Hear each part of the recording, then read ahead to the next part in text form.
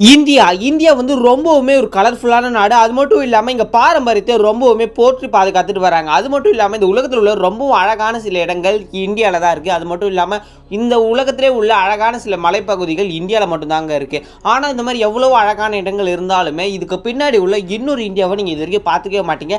ஏன் இந்தியாவில் இருந்துகிட்டு இந்த விஷயம்லாம் எனக்கு தெரியாதுப்பா அப்படின்ற சொல்கிறவங்க கூட இந்த வீடியோவை பார்ப்பீங்க. So let's welcome in to the dark side of India.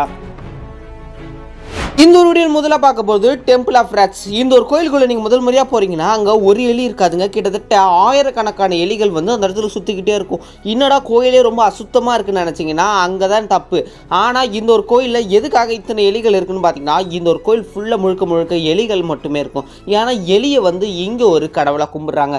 எப்படி முருகனுக்கு மயிலோ விநாயகருக்கு யானையோ அதே மாதிரி இந்த ஒரு கோயிலில் வந்து இந்த ஒரு தேவி டெம்பிளில் வந்து பார்த்தீங்கன்னா எலிகள் வந்து அதிகமாக இருக்கும். அது மட்டும் இல்லாமல் இங்கே எலிகள் வழிபாடுன்றது ரொம்பவுமே எக்கச்சக்கமா இருக்கும். இது வந்து பாத்தீங்கன்னா ஒரு நார்மலான ஒரு ஹிந்து டெம்பிள் தான். இது வந்து ராஜஸ்தான்ல இருக்கு. இந்த ஒரு கோயில்ல நீங்க எது கொடுத்தா நல்லா இருக்கும்னு பாத்தீங்கன்னா இந்த ஒரு எலிகளுக்கு லட்டு, பால், நட்ஸ் அந்த மாதிரி சில விஷயங்கள் எல்லாமே இந்த எலிங்களுக்கு வச்சு படைக்கலாமா.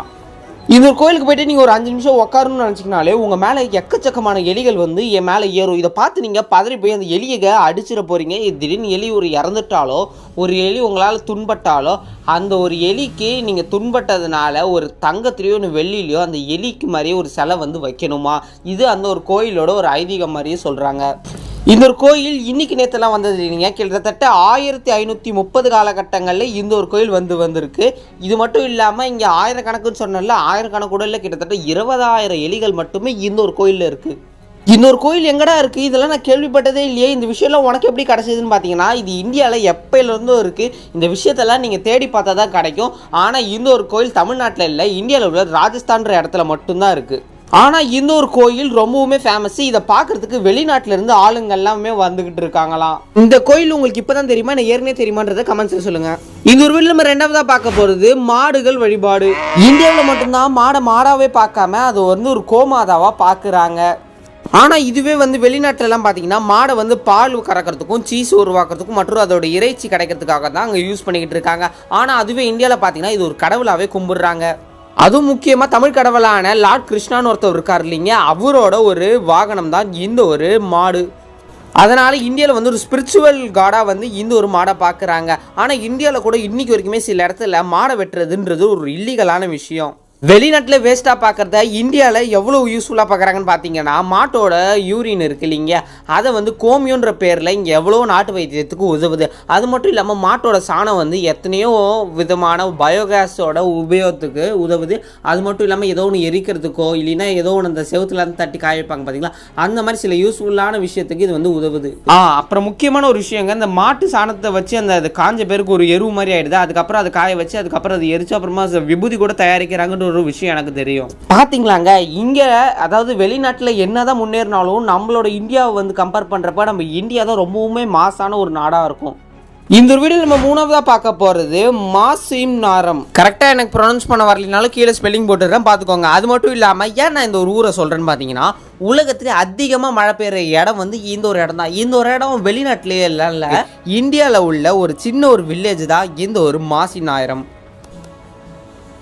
இந்த உலகத்தில் நிறைய மக்கள் திங்க் பண்ணுறது என்னென்னா இங்கிலாண்டில் தான் அதிகமாக மழை பெய்யுது, அதுக்கப்புறம் உலகத்தில் வேறு எங்கேயுமே பெய்யலன்னு பார்த்தீங்கன்னா ஆனால் இங்கிலாண்டே தாண்டின ஒரே ஒரு நாடு அது நம்ம இந்தியா தான். கின்னஸ் ரெக்கார்டே வாங்கியிருக்கு. கிட்டத்தட்ட 467 இன்ச்சஸ் மழை வந்து இந்த ஒரு வருஷத்தில் மட்டுமே வந்து அந்த ஒரு சின்ன வில்லேஜில் வந்து பதிவாயிருக்கு. லண்டனில் பார்த்தீங்கன்னா 23 இன்ச், நியூயார்க்கில் 46.6 இன்ச். அதுவும் ஒரு வருஷத்தில் வந்து பார்த்தீங்கன்னா 1000 இன்ச்சஸ் ஆஃப் மழை நீர் வந்து தேங்கி இருக்கு. அதை கவுண்ட் பண்ணி தான் இங்கே கின்னஸ் ரெக்கார்டே இந்த ஒரு வில்லேஜுக்கு கொடுத்துருக்காங்க. இந்த ஒரு வில்லேஜ் வந்து பார்த்தீங்கன்னா நம்ம இந்தியாவில் தான் இருக்குது. இது வந்து ரெயின் கேபிட்டல் ஆஃப் எர்த்துன்னே சொல்கிறாங்க. அது மட்டும் இல்லாமல் இன்னொரு சுவாரஸ்யமான விஷயம் என்னென்னு பார்த்தீங்கன்னா இந்த ஒரு ஜூன் ஜூலை மாதத்துலலாம் வந்து பார்த்தீங்கன்னா ரொம்பவுமே மழை பெய்யறதுனால இவங்க நார்மலான அம்பர்லா மரத்தில் யூஸ் பண்ண மாட்டாங்க. அதுக்கு பதிலாக பேம்பூ லீஃப் அண்ட் பனானா லீஃபை யூஸ் பண்ணுவாங்க. ஏன் இதை யூஸ் பண்ணுறாங்கன்னு பார்த்தீங்கன்னா இது அவங்க மழையில் வேலை ஏதாவது செஞ்சுக்கிட்டு இருந்தாங்கன்னா அந்த நேரத்தில் அவங்க மழை அந்த கொடன்றது ஒன்று பிடிக்கவே தேவையில்லை, தானாகவே அவங்க முதுகுலேருந்து அதை பாதுகாக்கும்.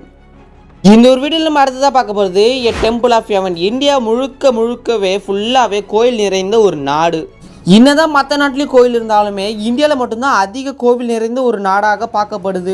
என்னடா சொல்கிறேன், இதெல்லாம் எனக்கு தெரியவே தெரியாதுன்னு ரொம்ப ஆச்சரியப்பட்டீங்கன்னா இருங்க, இன்னும் நிறைய விஷயம் இருக்குது. கிட்டத்தட்ட 1.2 பில்லியன் இந்துஸ் இருக்கிற மொத்த உலகத்தில் கிட்டத்தட்ட 1.1 பில்லியன்ஸ் மட்டுமே இந்த ஒரு இந்தியாவில் இருக்காங்க. அது மட்டும் இல்லாமல் கிட்டத்தட்ட 94 குளோபல் இந்துஸ் பாப்புலேஷன் வந்து இந்தியாவில் தான் இருக்குது. அது மட்டும் இல்லாமல் இன்னொரு விஷயத்த பார்த்தீங்கன்னா இந்த உலகத்தில் இருக்கிறதுல மெஜாரிட்டி வந்து இந்தியா தான். அதில் இந்தியாவில் வந்து பார்த்தீங்கன்னா அதிகமாக கிட்டத்தட்ட இந்து டெம்பிள்ஸ் தான் அதிகமாக இருக்குன்றாங்க. கிட்டத்தட்ட 3 மில்லியன் ஆஃப் இந்து டெம்பிள்ஸ் மட்டுமே இந்தியாவில் இருக்குது. ஏன்டா அப்போ மாஸ்க்கு சர்ச்செல்லாம் இல்லையான்னு கேட்டிங்கன்னா அதுவும் இருக்குது. அதையும் மொத்தத்தையும் சேர்த்தா தான் நம்ம இதில் வந்து அதிகமான டெம்பிள்ஸ் வந்து இந்தியாவில் மட்டுமே இருக்குன்றத சொல்கிறாங்க. நான் இங்கே டெம்பிள் சொல்கிறது இந்து டெம்பிள் மட்டும் இல்லைங்க, மாஸ்க்கு சர்ச் எல்லாமே சேர்த்து தான் நான் சொல்கிறேன். அடுத்து நம்ம இந்த ஒரு வீடியோவில் பார்க்க போகிறது இந்த உலகத்திலே உள்ள மோஸ்ட் செக்யூர்டு ட்ரைப் எங்கே இருக்காங்கன்னு பார்த்தீங்கன்னா நம்ம நார்த்தில் உள்ள ஒரு சின்ன தீவில் தான் இருக்காங்க, அதுவும் இந்தியாவில் தான் இருக்காங்க. இது பெருமையானு கேட்டிங்கன்னா பெருமைன்னு சொல்ல முடியாது, ஆனால் one of the most secured tribe வந்து இந்த இடத்துல தான் வாழ்கிறாங்க. கிட்டத்தட்ட 60 வருஷம், கிட்டத்தட்ட 60 வருஷத்துக்கு மேலே வந்து இந்த ஒரு மக்கள் இங்கே தான் வாழ்கிறாங்க. அதாவது இவங்களுக்கு வந்து வெளி இடத்துலேருந்து இங்கே வந்து ஒரு சின்ன ஒரு இன்ட்ராக்ஷன் கூட கிடையாது. அதாவது இவங்கள்ட்ட கரண்ட் எதுவுமே இருக்காது. இப்போ வெளி மக்களோட இவங்க வந்து எதுவும் பேசவும் மாட்டாங்க. அவுட் சைட் வேர்ல்டில் என்ன நடக்குதுன்றதே இவங்களுக்கு தெரியாது. ஆனால் இவங்களே தயாரித்து நிறைய வெப்பன்ஸ் இருக்குது. ஆனால் இவங்களோட பிஹேவியர் வந்து பார்த்திங்கன்னா நம்ம நார்மலான மனுஷங்க மாதிரி இருக்காது, ரொம்பவும் வித்தியாசமாக இருக்கும். இவங்களோட ட்ரெஸ்ஸிங், இவங்களோட கல்ச்சர், இவங்களோட பிஹேவியர் எல்லாமே வேறு மாதிரி இருக்கும். 2018 வந்து அமெரிக்கன் மிஷனில் வந்து கொஞ்சம் இவங்க ஏதோ பார்த்துருக்காங்க.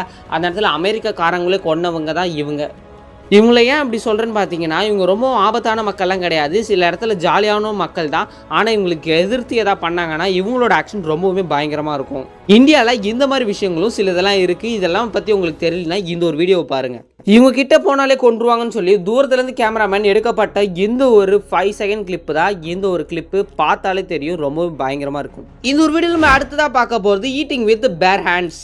இங்கிலீஷில் சொல்கிறப்ப ரொம்ப சூப்பராக இருக்கும், ஆனால் தமிழில் வெறுங்கையால் சாப்பிட்றது. அதாவது வெறுங்கையால்ன்றது நம்ம எந்த ஸ்பூனோ ஃபோர்க்கோ ஏதோ ஒரு சாப்ஸ்டிக்கோ யூஸ் பண்ணாமல் நம்மளோட வெறும் 5 விரலால் சாப்பிட்றது. நீங்கள் ஒரு இந்தியனாக இருக்கீங்கன்றப்ப இந்த ஒரு 4 கையால், அதாவது 5 விரலால் யூஸ் பண்ணி சாப்பிட்றது எவ்வளோ டேஸ்ட்டாக இருக்கும். ஏன்னா நானுமே ஒரு இந்தியன் தான், நம்ம சாப்பிட்றப்ப அவ்வளோ அளவு நல்லாயிருக்கும். இதே நீங்கள் அந்த ஸ்போக்கோ ஸ்பூனோ சாப்ஸ்டிக்கோ யூஸ் பண்ணி சாப்பிட்றப்ப அது ஒரு ஃபீல் வராது. நம்மளோட 2 கையை எடுத்து இன்னும் ஒரு கையை எடுத்து நீங்கள் சாப்பிட்றப்ப அந்த தோசையை பிக்கிறப்ப அந்த சாதத்தை பிசைகிறப்ப ஒரு ஃபீல் வருமே, அது எப்பயுமே அந்த ஸ்பூன் சாப்பிட்றப்போ அந்த ஸ்போர்க் ஸ்பூனில் நூடுல்ஸ் சாப்பிட்றப்போ வரவே வராது. என்னதான் ஹைஜீன் போனாலுமே இது வந்து ஹைஜீனுக்கு கரெக்டானு கேட்டிங்கன்னா ஹைஜீனுக்கு வந்து கொஞ்சம் லெவல் கம்மி தான்.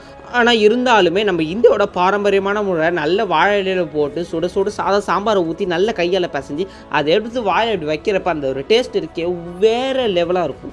இதே நான் சொல்கிறேன்னு பார்த்தீங்கன்னா இந்தியாவில் மட்டும்தான் இந்த ஒரு பழக்கம் இருக்குது. இதே நீங்கள் வெளிநாட்டில் போனீங்கன்னா ரைஸ் கிடைக்கிறதே ரொம்பவும் கஷ்டமாக இருக்கும். அது மட்டும் இல்லாமல் நீங்கள் ஸ்பூனில் இன்னும் ஃபோர்க்கில் வச்சு சாப்பிட்ற மாதிரி ஒரு கண்டிஷன் வரும்.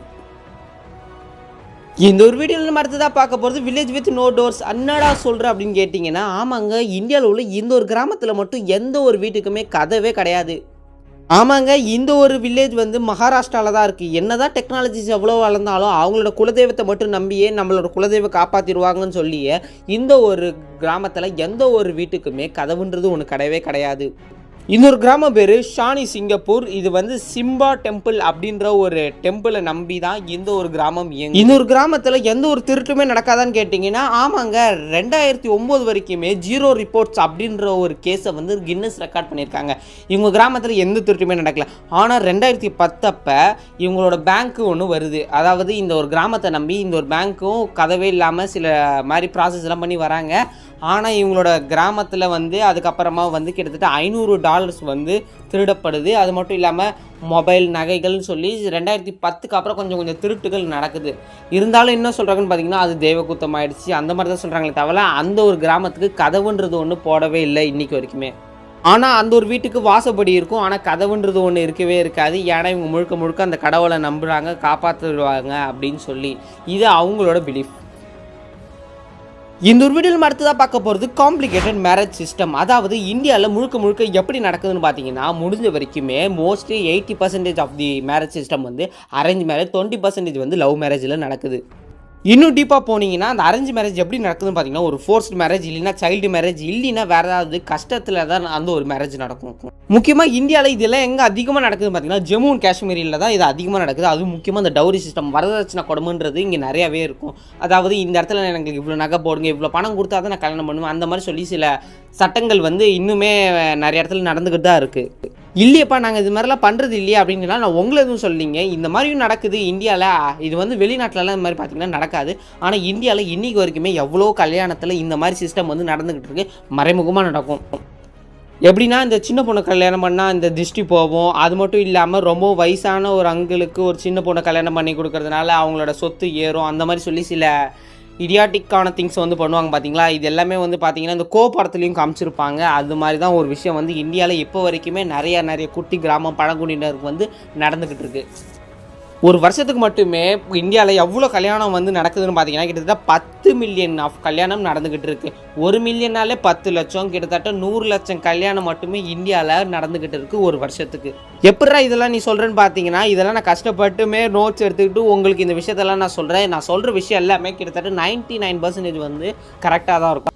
ஏன்னா உங்கள் டைமை போட்டு இந்த ஒரு வீடியோ பார்க்குறீங்க, உங்களுக்கு நான் 1% வேல்யூவாச்சு தரணும். மற்றவங்களோட நீங்கள் இந்த வீடியோலாம் பார்க்குறப்ப உங்களுக்கு எக்ஸ்ட்ரா நாலேஜ் கிடைக்கணும்.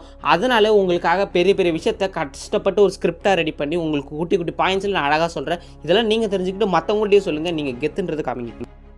இந்தியாவில் இன்னொரு அதிசயமான ஒரு இடம் இருக்குது. அதுதான் இந்த ஒரு ஆக்ராவில் உள்ள தாஜ்மஹால். இது ரொம்பவுமே கஷ்டப்பட்டு ஷாஜகான் அவங்களோட ஒய்ஃப் மும்தாஜுக்காக கட்டின ஒரு லவ்வர்ஸுக்கான ஒரு சின்ன ஒரு காதல் சின்னம்னு வச்சுக்கோங்களேன்.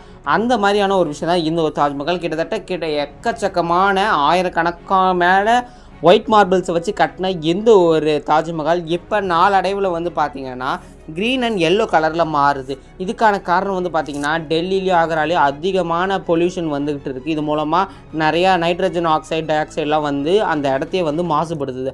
அதனால் வந்து பார்த்திங்கன்னா தாஜ்மஹால் லைட்டாக க்ரீனிஷ் மற்றும் எல்லோயிஷ் கலரில் தெரியறதுனால இது ஒரு நம்மளோட எப்படி சொல்கிறது ஒரு அதிசயத்தை வந்து கொஞ்சமாச்சு மாற்றுற மாதிரியான ஒரு விஷயம் நடந்துக்கிட்டு இருக்குது. அவ்வளோ அளவு வந்து ஏர் வந்து பொல்யூஷன் ஆகிக்கிட்டு இருக்குது.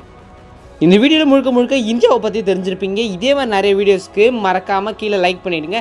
இப்போ உங்களுக்கு நார்த் கொரியா மற்றும் துபாய் வீடியோ வேணும்னா இங்கே சைடில் உங்களுக்கு ஒரு கார்டு தெரியும். இதை நீங்கள் கிளிக் பண்ணிங்கன்னா நீங்கள் துபாய் மற்றும் நார்த் கொரியா வீடியோ பார்க்கலாம். இதே மாதிரி நிறைய வீடியோஸ்க்கு நம்ம சேனல் லைக் பண்ணி ஷேர் பண்ணி சப்ஸ்கிரைப் பண்ணுங்கள். இதே மாதிரி இன்னொரு சூப்பரான வீடியோ பார்க்கலாம். Tata bye bye, see you.